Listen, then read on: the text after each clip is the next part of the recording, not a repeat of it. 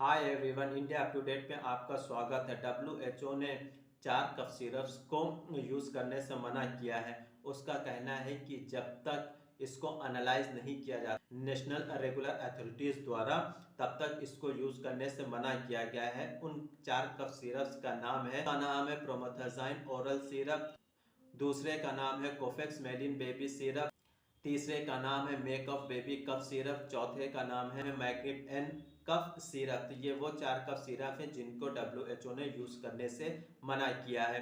WHO का कहना है कि इन 4 कफ सिरप का यूज़ करने से गाम्बिया में 66 बच्चों की मौत हो गई है और ये भी माना जा रहा है कि ये सब स्टैंडर्ड पीरियोडिक कफ सिरप्स की वजह से ही वहाँ पर इन 66 बच्चों की मौत हुई है। ये सभी 4 कफ सिरप हरियाणा की मैडन फार्मास्यूटिकल कंपनी के बने हुए हैं और डब्ल्यूएचओ का ये भी कहना है कि ये कंपनी अपनी फैसिलिटीज़ के अनुसार वहाँ पर प्रोडक्शन करती है। ये कंपनी इंडिया में ही नहीं बल्कि इसके अलावा इसका एक्सपोर्ट भी करती है और इसके एक्सपोर्ट कंट्रीज जो हैं वो एशिया है, एशिया के अलावा अफ्रीका और लैटिन अमेरिका है। अगर उसकी वेबसाइट के अनुसार देखा जाए तो ये कंट्रीज़ में उसका एक्सपोर्ट भी होता है। डब्ल्यूएचओ का यह भी कहना है कि इसने कभी भी अपनी क्वालिटी और सिक्योरिटी की गारंटी डब्ल्यूएचओ को नहीं दी थी। और इसके अलावा डब्ल्यूएचओ ने यह भी कहा है कि इस प्रोडक्ट की जब लेबोरेटरी में जांच की गई तो यह पाया गया कि इसमें डाइथोलिन ग्लाइकोल और एथिलीन ग्लाइकोल की मात्रा आवश्यकता से अधिक है। डब्ल्यूएचओ का कहना है कि चारों प्रोडक्ट को गाम्बिया में आइडेंटिफाई कर लिया गया था, लेकिन उसकी इनफॉर्मल मार्केट में पहुंच जाने की वजह से ये हादसा हुआ है। एजेंसी का कहना है कि diethylene glycol and ethylene glycol जिसका यूज़ करने से लोग फैटल हो रहे हैं, उनको हेडेक हो रहा है, पेट में दर्द की शिकायत हो रही है, वोमिटिंग हो रही है और बहुत सी ऐसी परेशानियां हो रही हैं जिससे कि उनकी डेथ भी हो रही है। जब बात चल रही डाइथिलीन ग्लाइकोल की और एथिलीन ग्लाइकोल की तो थोड़ा सा उसके बारे में भी हम बताते चले। जो डाइथिलीन होता है वो एक्चुअली 3 और 4 चीज़ों से मिलकर बनता है, एक कंपाउंड बनाया जाता है जिसका यूज़ अलग अलग चीज़ों में किया जाता है। वहीं पर इसको कफ सिरप को बनाने में भी या मेडिसिन को बनाने में भी यूज़ किया जाता है, लेकिन कहा जाता है कि अगर इसका आवश्यकता से अधिक यूज़ हो जाए तो वो टॉक्सिक भी हो सकता है। इसी तरह से इथिलीन भी ये कहा गया है कि ये भी 3-4 चीज़ों से मिलकर बनता है, जिसमें आप अल्कोहल, वाटर और भी बहुत सी चीज़ें मिलकर बनता है और ये एक स्वीट कंपाउंड होता है। इसके भी आवश्यकता से अधिक यूज से इसको टॉक्सिक या ये जहरीला हो जाता है। अब बात करते हैं आगे, वापस चलते हैं गाम्बिया की। डब्ल्यूएचओ ने रिक्वेस्ट किया है कि इस मेडिसिन को तुरंत रोका जाए और हर जगह पर जहां पर ये फैल गई वहां पर अलर्ट घोषित कर दिया जाए।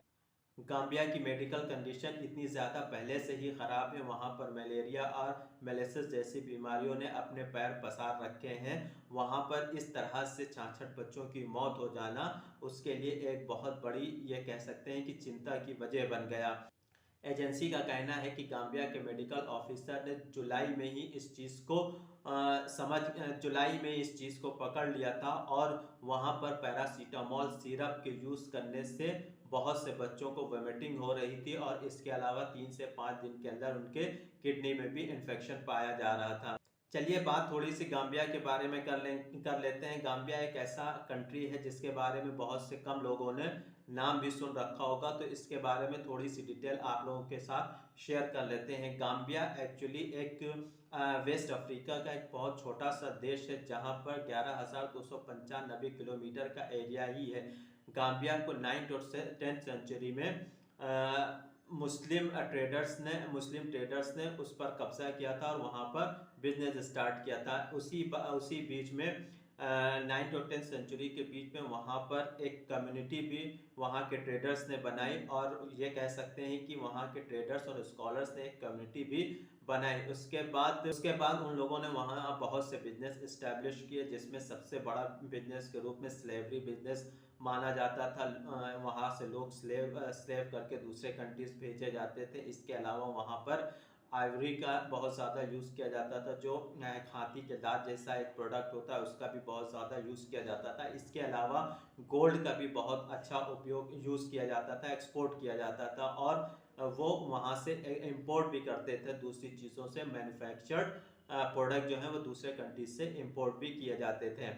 11 और 12 सेंचुरी में वहाँ के किंग ने इस्लाम धर्म को अपना लिया था। इस्लाम कबूल करने के बाद वहाँ पर सबसे पहला इस्लामिक कोड भी बना था, जो कि अरबिक लैंग्वेज में था।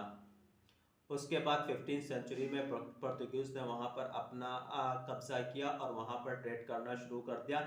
और उसके बाद इंग्लिश और फ्रेंच ने भी वहाँ पर 1920 इंग्लिश और फ्रेंच ने भी वहाँ पर अपना कब्जा किया। कुछ समय के लिए वहाँ पर इंग्लिश और फ्रेंच भी रहे। उन्होंने 19th सेंचुरी में जो सबसे बड़ा बिजनेस या सबसे बड़ा जो काम किया जा रहा था वो स्लेवरी के स्लेव को बेचने और ख़रीदने का किया जा रहा था। कहा जाता है कि 19th और 20th सेंचुरी के बीच में करीब 3 मिलियन के करीब लोग वहाँ से दूसरे कंट्रीज में स्लेव के रूप में भेजे गए थे और इसमें बहुत से वॉर्स में भी भेजे गए थे। इसके अलावा यहाँ इन्हीं सभी चीज़ों को फेस करते हुए आखिर में क्वीन एलिजाबेथ सेकंड ने इस 1965 में इसको आज़ाद घोषित कर दिया था और ये पूरी तरह से फ्री हो गया था। तो ये एक छोटी सी कहानी थी गाम्बिया की।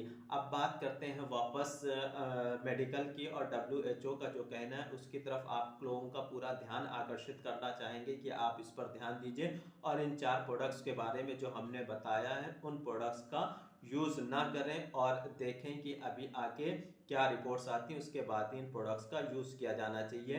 ये WHO का बहुत सीधा सा और साफ कहना है। और इसके अलावा आज के लिए इतना ही। Thank you very much.